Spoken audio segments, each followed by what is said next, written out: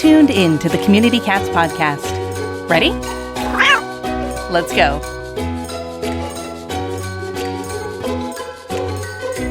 Welcome to the Community Cats podcast. I am your host, Stacy LeBaron. I have been involved helping homeless cats for over 20 years with the Merrimack River Feline Rescue Society. The goal of this podcast is to expose you to amazing people who are improving the lives of cats. I hope these interviews will help you learn how you can turn your passion for cats into action. And today we're speaking with Audrey Stratton. Audrey has been in the animal welfare field for 19 years, starting her career in animal shelters. After discovering the Jetty Cats, she became heavily involved with TNR and started volunteering with Feral Cat Coalition in San Diego, which is one of the oldest TNR and high-volume spay-neuter organizations in the United States. After volunteering for a few years, she was brought on as a board member, and shortly after, she was hired on as the clinic supervisor, where she has been for the last 8 years. Audrey, I'd like to welcome you to the show. Thank you so much. I'm so excited to be here. We're going to have a great conversation today. I am sure we have lots of things to talk about. It's very exciting. First and foremost, though, I have to always ask all of my guests, how did you become passionate about cats? So aside from having a crazy cat family that, we always had cats in the house, I grew up in a funky little beach town in San Diego called Ocean Beach, where everybody's cats are roaming the neighborhood. It's a pretty safe area. And I would just invite myself into people's yards to play with their cats. And, I just found cats everywhere I looked. So you felt like you were sort of a bit of a cat magnet or just a lover of cats and appreciated it, appreciated that safe environment for cats to be who they want to be. Absolutely. Yeah. I just, I loved the community in Ocean Beach just really embraces cats and, everybody knows each other's cats. It's pretty wonderful. Nice. And I bet you the same way about kids too. We had a lot of kids growing up in the neighborhoods those days, but not as many play outside anymore. I think that's an unfortunate thing for our right. kids these days. That is for sure. So that started when you were, when you were young and growing up. And then did you go to school for animal sheltering services or for being a vet tech or anything? Or did you sort of learn on the job? I definitely learned on the job. I went to half a semester of college and said, this isn't for me. And I started working at one of our local animal shelters just in the front desk, answering phones and, worked my way through to start working with the animals. And I've been in animal welfare ever since. Have you stayed in the San Diego area the whole time, or have you experienced work in other parts of the country? I have only ever been in San Diego. I'll probably stay here forever, never leave. So what is life, or what was life like for a community cat in San Diego 19 years ago? And what is it like today? It's a hard question to answer. Back then, I feel like there weren't as many community cats being born out on the streets. There certainly wasn't as many resources as there are today, but there weren't as many people taking in so many cats. Today, it's been pretty brutal. There's cats on every single block, under every single house. Everybody's got that mama cat, and she's on her 12th litter of kittens, and they haven't really done a whole lot to get them fixed. So the crisis is only getting worse and worse. We used to worry about kitten season every year, but now it's just dragging on throughout the year, and there hasn't been a lapse of time where there's just no kittens coming in. So we're still having kittens coming into our spay neuter clinic who are 2 months, 2 pounds, and we're TNRing them because there's no space for them in the rescues or the shelters. And as we go on every year, it's only getting worse and worse, and it's kind of to the point where we don't know that we'll ever get ahead of the game, but at this point, we're just trying to make a difference in the life of every cat that comes into our clinic and give them, a better, healthier life. But, the crisis is just so real out here. It's a real struggle. Do you think that was caused by shutting down during the pandemic, or do you think it is due to veterinary and technician shortages? Was there ever a time you felt like the spay neuter was able to make a difference, or do you feel like it's just inevitable that there's just not enough spay neuter resources in San Diego. If you had your magic wand and you could create an environment where you would reduce the community cat numbers through spay neuter, do you think that would be even possible? I don't think it would be impossible. Certainly not. We have so many resources here in San Diego. We've got several organizations that provide free and low-cost services. There just aren't enough people on the streets trapping cats. So I think it would be possible, to dramatically reduce the number of homeless cats out there in San Diego. But we really need more people that are eager and willing to help, see a problem, and want to be part of the solution. We have, our group of volunteers out there trapping, but our organization really relies on folks calling us saying, there's cats in my backyard. And once they realize, there's no magical place for them to be relocated to, we really, provide as much education as possible and try to empower them to come in and get the traps from us, which are, free with a deposit, and get out there and help the cats themselves, because we really need the community to step up and be active. But unless, we have, a lot more people on board, we won't ever get ahead of the game. Interesting. So, just try to think about, I try to look very targeted at communities, and I'm a big fan of the community cat pyramid and thinking about strategy and how does strategy work and trying to craft solutions that will make an impact in the community. And it's sounding from your perspective that there needs to be more of that, the grassroots advocates, the folks that are at our TNR certification workshops the first Saturday of the month. 70% of those folks have no relationship with any organization.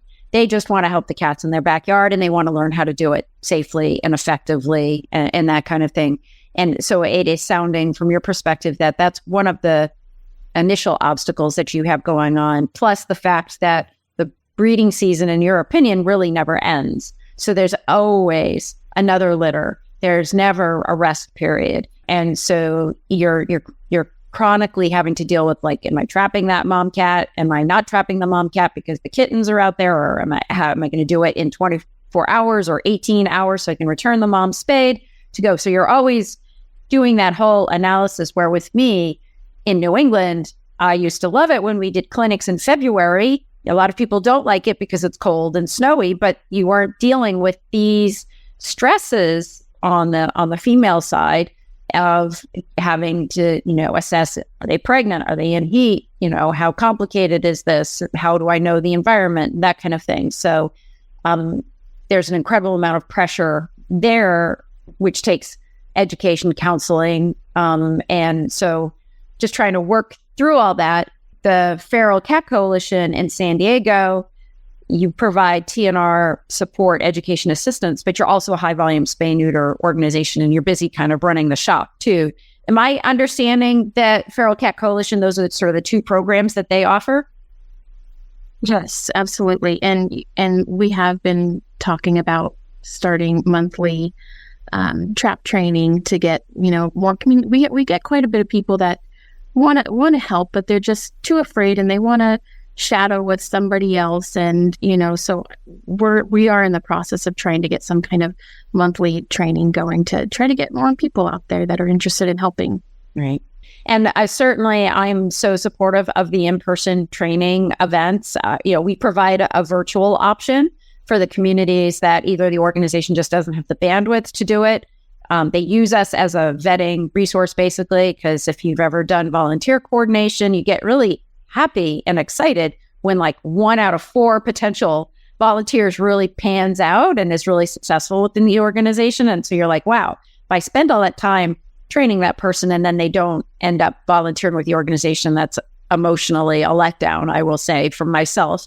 I've trained a lot of people and they've, just wandered off into the sunset. And I was like, was it worth it spending that 3 hours with them one-on-one? So, using the virtual option as a way to kind of, pre-check a potential volunteer, and a volunteer says, oh, I didn't realize they could make my car smell, or I didn't realize that they flip out in the trap and they get all agitated. I can't handle that, right?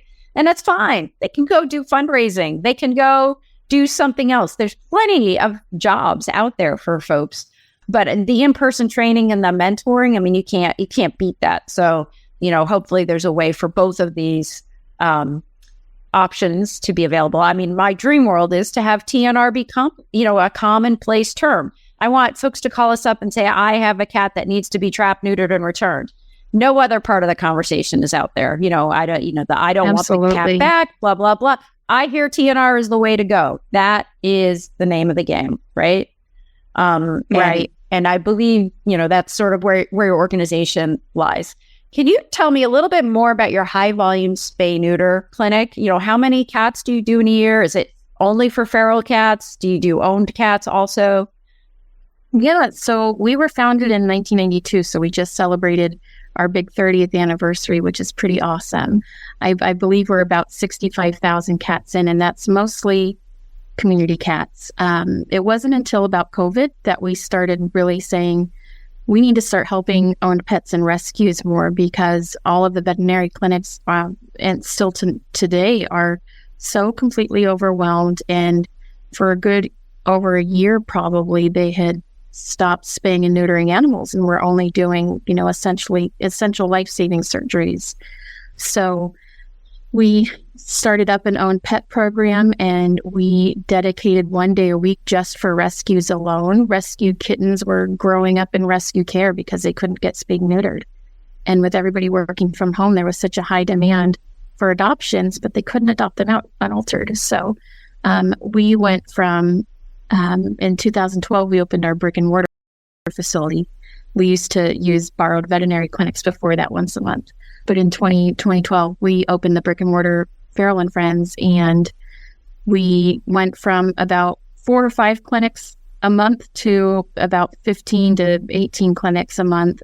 So we're open a few days a week, and we are helping a lot of owned pets and rescues, but we're still primarily, feral cat driven, and we have constantly been putting pregnant cat calls ahead of the others, because we are just bombarded with pregnant cat calls. And those are the cats we need to get in very urgently. So we always prioritize those. It's been a busy couple of years since COVID, extra busy. And I'm sure it's taken a toll and impact on your organization too. Did you find that you had staff members leaving? Did you have to hire more technicians, more staff, more veterinarians? Have you experienced the shortage issues in your own organization? In terms of that, we have had a shortage with hiring on new technicians. With bringing on these new programs, we have had to hire staff to help us, and it has been harder to find employees, technicians that want to work, whether they're experienced or not. We are bringing on some folks that, we're training just from little baby techs to, they're pretty experienced now. It's pretty awesome to watch them grow. But yeah, it had been pretty difficult to find staff members to work.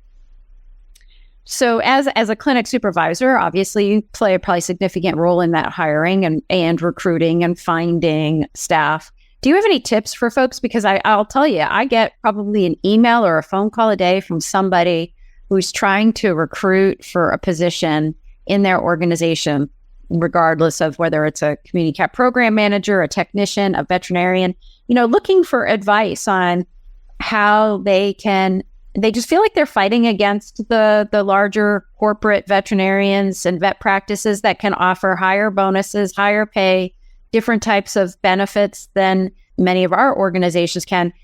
Do you have any tips or tricks?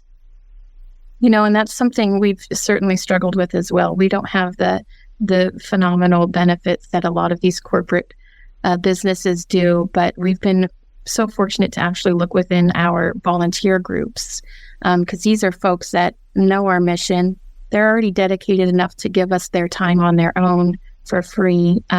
So we've been really successful. A majority of our staff here were volunteers before they started, and we try to give them as many perks as possible with free care for their cats at home or heavily discounted. But yeah, we've struggled as well with just trying to find staff members outside of our volunteer pool. There's just, you're not getting too many applicants. Yeah. And I know even some of the other bigger organizations around here and the shelters, they're all struggling. And, it used to be such a dream to work with the animals back in the day, but now it seems really difficult to hire those folks. Do you need expert help taming feral kittens for adoption? Watch the Taming Feral Kittens and Cats full-length workshop video, now available for free on the Urban Cat League YouTube channel. Go to youtube.com and search Urban Cat League to see all of their videos to benefit community cats. Do you want to make things easier on yourself and the others in your organization? Our friends at Dubert have teamed up with the Dallas Pets Alive and Spay Neuter Network teams, and together they have created the Companion Case Management module. It allows you to be more proactive with all your organization's needs, create cases for your clients, and organize them by type. Whether it is a rehoming situation, a pet parent needing food or medical assistance, or simply spay and neuter inquiries, CCM can help you manage all of them right from the Dubert system. Plus, a huge bonus, it allows you to connect with those clients right from the case, so there is no need to open up new windows for emails or pull out your phone for text messages.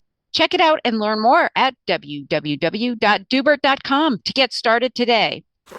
Ever wanted to quickly connect, collaborate, or problem solve with others in the animal welfare field who are, real people? Look no further than Maddie's Pet Forum. Maddie's Pet Forum brings people of animal welfare together with the common goal to keep more people and pets together. We share ideas, expertise, offer each other support, resources, and more. Visit forum.maddie'spetforum.org/cats. Maddie's Pet Forum. Come for an answer. Stay for the community. I think everybody is very tired, and I think that there's a lot of emotional healing going on or trying to go on. But I do wonder, I don't know really why we have such a dramatic drop-off, or we haven't felt a dramatic, returning to work. I mean, once there was a peel away, once we many businesses scaled down their operations during COVID. So, folks went home and discovered life and that kind of life, home life. And then, but we haven't had this rush back. Or I thought too, that there might be a rush of nurses who just got exhausted working in the hospitals and that they still wanted to help the community, but they didn't want to go back into that environment. And therefore they were going to switch and go to animals. I was hopeful that we would have this rush of, maybe they're not certified veterinary technicians, but yet they do have these medical skills so that they could be a veterinary assistant or something like that. But I haven't seen that rush either. So I think we have a very challenging, 5 to 7 years with regards to staffing our organizations and just making sure that, again, it's access to care, access to spay neuter, really. Right. You can't offer care without having spay neuter as part of that package. And I think the compassion fatigue struggle is very real. We just sent our staff up north to go through euthanasia by injection training, and they also offer compassion fatigue, classes and education. And I think that's so important to send your staff through that so they get to realize those signs before they become too much of a struggle. It's really important to invest in your staff's mental health as well. Right. And any of the volunteers, if you have active volunteers that are there on a, multi-day basis, it looks like, at one point you were a volunteer. I bet you've spent many hours there as a volunteer, not necessarily as a paid staff person. So I used to say, we had folks that weren't financially compensated, but they still played a staff role with us. And so that they should have the same types of support and benefits from that standpoint.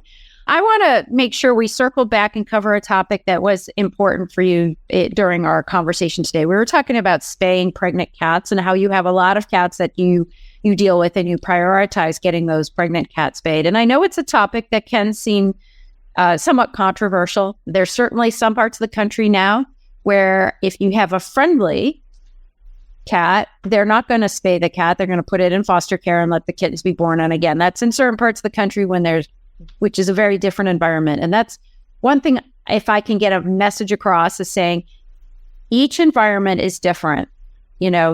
Returning a 12-week-old kitten in a TNR program in one community may not be the right choice in another community. We cannot black and white say all across the United States, we must do things this way for community cats. I feel very strongly that it's very much of a case-by-case basis situation. And you name it, with regards to pregnant feral cats, I've had it happen in my organization. We've had the pregnant ferals have the cats in a ceiling behind a tub in a bathroom, breaking through the walls. I mean, foster care with ferals and pregnant ferals can be nasty, dangerous business, and not what mom may want, right? But it's also, it's a hot, controversial topic, and I'm not sure how your organization has handled it, and I'd be interested to learn that. I completely agree with you. Some places, especially when there's winters and you don't have such a horrible crisis of kittens popping out every single day, there's certainly room to make different decisions. For us, we've had over 20 pregnant cats come in one clinic. It's just every single day, there's just so many pregnant cats, and you see the conditions of the kittens coming in and the mothers. The mothers are just emaciated and suffering with horrible upper respiratory, using all of their resources in their body to keep their sickly kittens alive and not taking care of themselves. It's just a horribly depressing thing to see every single day, day in and day out. The crisis here is just so much different with our warm weather. The cats' bodies are, instinctually telling them they've got to breed constantly. So it's been a struggle. A couple of years ago, if we would have posted on social media that we spayed a pregnant cat, we would have been ripped apart. But the more we're posting it and talking about it, people are starting to thank us for being honest and showing people what it's really like out here. It's been disheartening sometimes to see other organizations kind of glamorizing pregnant cats and, guess how many babies this cat's going to have. It's every rescue has their own ability to make their own decisions on, how they're going to operate. But those situations kind of make it a little tougher too. Well, and it does to a certain degree. There are behavioral issues there. There's also resource-oriented issues. One of my aha moments around spaying pregnant cats was, ironically, this case that I had in the late 90s, where I went to a bar in Seabrook, New Hampshire. Someone had said there's some kittens living in a dumpster. Whoa, big surprise. But for me, I was new. I was new to the world back in the 90s. And so I was like, okay, I'll check it out and see a few kittens. So, in that dumpster was about 30 kittens.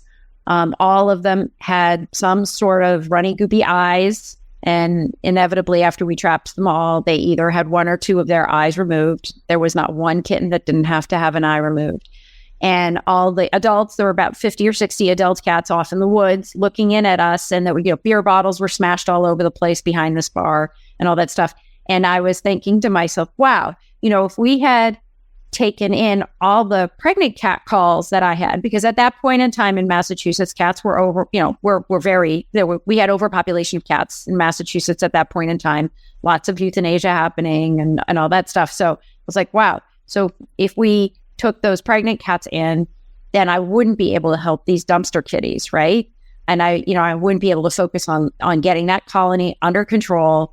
And also, a pregnant cat takes up a foster home at minimum 10 weeks, 12 weeks, right?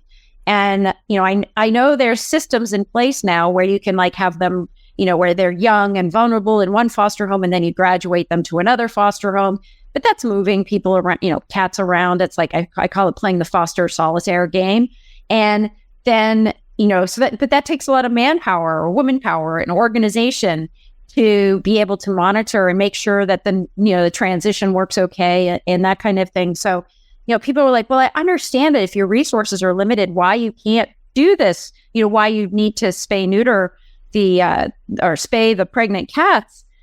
And I'm like, yeah, we are resource limited. We are always resource limited. And I will also say, that feral cat that's pregnant, didn't really volunteer for the job of being a mom, right? And so, the best thing we can do is do whatever we can in our power to get that mom back to where she's comfortable, back to, and set up an environment for her back at her home, if it needs to be cleaned up, the environment, try and improve her current living status. And that's the best thing that we could do. And then we help the most vulnerable kittens, because 70% of kittens don't make it through the first year, something like that. So, if I was distracted with those pregnant cats, those dumpster kitties were going to be the ones that were going to not make it, right? So they're not great choices, and lots of intense conversation around those issues. But many times as an organization, we have to make those choices. And I respect an organization that comes out there and says, this is the only thing we do. This is our focus. All the power to you. If that's what you want to do, if you want to focus in one pocket, that's great. But we all respect each other for our decisions. So, right. And there's a lot to be said too about just the medical side of how, spay terminations work. And, I think sometimes if people knew that too, that might help them kind of understand a little bit better. Mm-hmm. Mm-hmm. Yeah. So, tell me a little bit about the story of the jetty cats. So growing up back in Ocean Beach, there's a jetty that separates, this area the boats go. And I had seen a cat, and I had lived in Ocean Beach my whole life. I'd never heard about cats living over there. And of course, my instincts were, I have to go save that cat. So ran back home, got in my car, drove around, and saw another cat, and then another cat, and another cat. And I'm like, what in the world? And I had no knowledge about community cats back then, but I saw pregnant cats, very sick cats, kittens everywhere. And that's when I reached out to Feral Cat Coalition just through, Google. And then they had let me know, that colony had 20 cats years ago, and we got them all managed and cleaned up, and the caretaker was supposed to be monitoring that. And, over time, there's different caretakers and ones who, go out there and feed them, but, they don't look at the TNR side of it. So there ended up being over 80 cats there. And we worked on the colony for a good year and got everybody spayed and neutered. And we made them a little Facebook page, and that blew up. Like, people were following them from all over the world. It was so funny. But now there's only about 15 to 20 cats left. And it's such an amazing example of how a managed colony of TNR cats work. It's been about 9 or 10 years now, and to go from 80 cats to 20 cats, it's pretty awesome. And the 20 cats that are left there are, chunky, lazy cats who just like to sunbathe by the water all day long. And you have the warm weather, so it is pretty nice for cats. So, because in Newburyport, when we started in 1992, we had 300 cats on the waterfront, which we then set aside 14 feeding stations we set up. But the last cat passed away from that group in 2008. So, it's about a 10-year commitment to age out, I guess I would say, a colony that's managed. And it happens. It does happen. Right. And we've been hearing from the city workers there too about how the rat population is starting to come back now that there's less cats there. And that was one of kind of our big arguments in the beginning for them to allow us to keep the cats there as long as we provided care for them. We're like, they're going to control the rat population over here. It's great, because there's always rats where there's water. And it's a perfect example, because there were just no rats for many years, and now they're kind of slowly starting to come back now that there's fewer cats. Yeah, I had the mayor of Newburyport called me up because she had seen an article about our barn relocation program, and she was very nervous. We were relocating cats from the waterfront to barns, and she was like, "No, we need them for the rats. We need them for the rats there." And I was like, "Don't worry, the cats are staying. Don't worry, they're fine." But it is interesting, because now when I approach public health officials, like to say I'm introducing a new program in a community, the first thing they say is, "Do whatever you want with the cats, but what's going on with the rats? You got to help me with the rats." The rats seem to be the hot topic. For better or for worse. Maybe folks are becoming more accepting of TNR, and therefore it's not the topic that they want. They're happy to have any help is better than no help in many cases.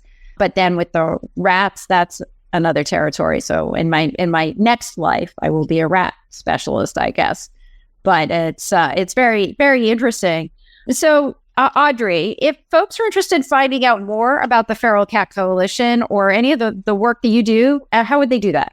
Our website is feralcat.com, and they can go there to kind of check out, what we're all about and our programs that we have. We're very active on social media, on Facebook and Instagram and even TikTok now. So we have a really awesome group of followers that, have been with us for many years, and it's wonderful, still communicating with them through social media too. And is there anything else you'd like to share with our listeners today? I think we covered pretty much everything, but, I think it's important for people to just feel comfortable posting about controversial stuff and, showing what life is really like out there for cats. It's not always cute, cuddly kittens and puppies all day long. Sometimes it's good to show people, and, they realize that they might be able to, get out there and help themselves when they see that there's such a need for it. Excellent. Well, Audrey, I want to thank you so much for being a guest on the show, and I hope we'll have you on again in the future. Thanks so much. That's it for this week. Please head over to Apple Podcasts and leave a review. We love to hear what you think, and a 5-star review really helps others find the show. You can also join the conversation with listeners, cat caretakers, and me on Facebook and Instagram. And don't forget to hit follow or subscribe on Spotify, Apple Podcasts, Google Podcasts, YouTube, Stitcher, or wherever you listen to podcasts so you don't miss a single show. Thanks for listening, and thank you for everything that you do to help create a safe and healthy world for cats.